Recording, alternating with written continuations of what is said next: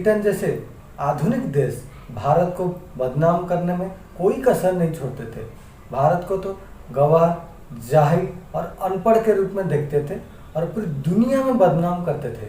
और जो भी देश भारत के खिलाफ जाता था उस देश को ये लोग जी फाड़ के अस्त्र शस्त्र भी मुहैया कराते थे। ब्रिटेन जैसे देश ना जाने कितने भारतीय लोगों से लूटा हुआ, छीना हुआ दौलतों से बना हुआ है। लंदन जैसे शहर, वहाँ के बड़े बड़े इमारत भारतीय मुल्क के लोगों की उन पसीनों की कमाई की है। वहाँ की म्यूजियम नहीं, यूँ कहे एक चोर बाजार है, क्योंकि वहाँ पे रखी हुई भारत की चीज़ें आज भी उपनिषदवाद का गवाह दे रहा है। लेकिन बोलते हैं ना, समय बड़ा बलवान होता है। लेकिन आज वही ब्रिटेन दिवालिया होने की कगार पर है। जिन गोरों रक्त के बीच उनकी होटल के बाहर ये लिखा रहता था कि Indians and dogs are not allowed, आज वही ब्रिटेन, वही गोरों ने एक इंडियन शख्स को एक आशा भरी निगाहों में देख रहे कि शायद यही वो शख्स है जो हमारे देश को दिवालिया होने से बचा ले। खैर दोस्तों, ये तो था ब्रिटेन की बात। अब आते हैं अमेरिका जो कि ना जाने कितने देश को बर्बाद किया है, कितने लोगों को मारा है। वही अमेरिका एक दिन था हमारे देश यानी भारत को पिछड़ा, दलित के रूप में देखता था और हमारे हिंदू और हिंदू धर्म को पिछड़ा मानता था और हमारी कल्चर को अनपढ़ और जाहिल के रूप में देखता था। समय बदल रहा है। आज अमेरिका की बड़े बड़े कंपनी गूगल, माइक्रोसॉफ्ट, यूट्यूब जैसे बड़े बड़े संस्थानों पर इन्हीं कल्चर के लोग ही बड़े बड़े पद पर बैठे हुए हैं। आज हिंदू सांसद बन के संसद में आ रहा है। चाहे वोटर हो या नेता, सारे इर्द गिर्द हिंदुओं के ऊपर ही घूम रहा है। हिंदुओं की हित के लिए नए नए कानून प्रेरित हो रहा है। इस तरह का एक कानून जो कि अमेरिकी संसद में पास हुआ है, तो क्या है वो कानून, ये आपके लिए जानना बेहद जरूरी है। तो चलिए शुरुआत करते हैं। स्वागत करता हूँ मैं अपने चैनल मिस्टर सूर्या का ज्ञान में। दोस्तों, आपकी जानकारी के लिए बता दूं, आबादी के हिसाब से अमेरिका दुनिया का तीसरे सबसे बड़ा देश है। वहाँ की कुल आबादी तकरीबन 33 करोड़ के पार है।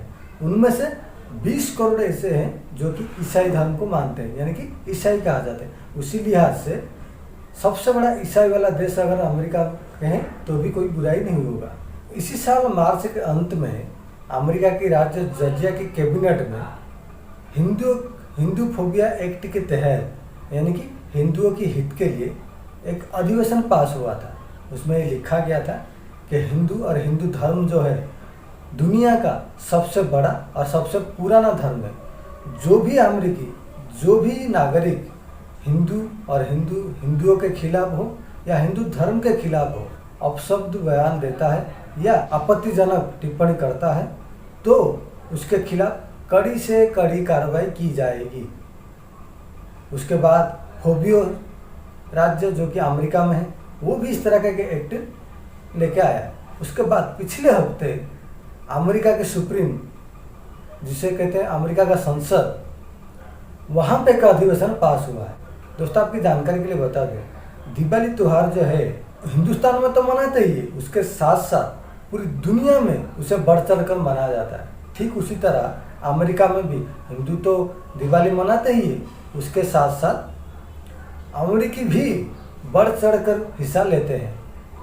उसी लिहाज में वहाँ के संसद ने, जिनका नाम है ग्रेस मैंग, उन्होंने एक लिखित रूप में अमेरिकी संसद के अधिवेशन में पास किया था कि दिवाली जो है दुनिया भर पे मनाया जाने वाला एक सबसे बड़ा अहम त्यौहार है। इसलिए इसे अमेरिका में भी लोग मनाते हैं। हिंदू तो मनाते भी है, यहाँ के लोग भी घुल-जुल कर और बढ़ चढ़ कर मनाते हैं। लाखों लोग इसमें सम्मिलित होते हैं।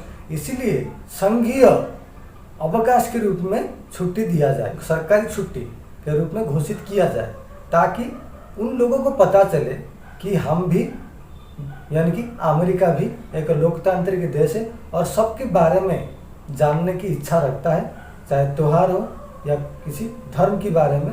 दुनिया के अरबों खरबों लोग दिवाली को तो मनाते ही हैं, उसके साथ उन अमेरिकियों को भी जानने का अवसर मिलेगा इस दिवाली के बारे में।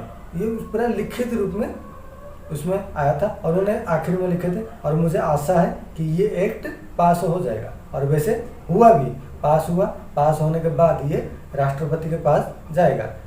जैसे ही राष्ट्रपति के पास जाएगा, राष्ट्रपति का जैसे सिग्नेचर हो जाएगा, 12वीं सरकारी छुट्टी के रूप में घोषित किया जाएगा। आपकी जानकारी के लिए बता दूं, फिलहाल अमेरिका में सिर्फ 11 ऐसे छुट्टी है जो कि सरकारी रूप में घोषित किया गया है। अगर ये दिवाली एक्ट लागू हो जाता है और अमेरिका के जो राष्ट्रपति के द्वारा अगर सिग्नेचर हो जाता है तो ये 12वीं छुट्टी के रूप में घोषित हो जाएगा, और ये ऑलरेडी हो चुका है। कुछ ही दिन पहले पेंसिल्वेनिया राज्य जो है, उन्होंने आमतौर पर ये घोषणा कर दिया था अपने कैबिनेट में कि दिवाली को सरकारी छुट्टी के रूप में घोषणा की जाती है। वक्त था, अमेरिका हमारे देश को किस दृष्टि से देखता था और हमें पीछे धकेलने के लिए कोई कसर नहीं छोड़ा था, लेकिन वक्त बदल रहा है। बोलते हैं ना, समय बड़ा बलवान। ये सब ऐसे ही नहीं हो रहा है, ये सब अभी ऐसे ही नहीं हो रहा है। जिस तरह से हिंदुओं के साथ साथ वहाँ के अमेरिकी भी बढ़ चढ़ कर हिस्सा लेते हैं दिवाली त्यौहार में, भगवद गीता भी पढ़ते हैं और योगा करते हैं और मेडिटेशन करते हैं। तो उसी के चलते हिंदुओं के हित के लिए नया नया एक्ट आ रहा है।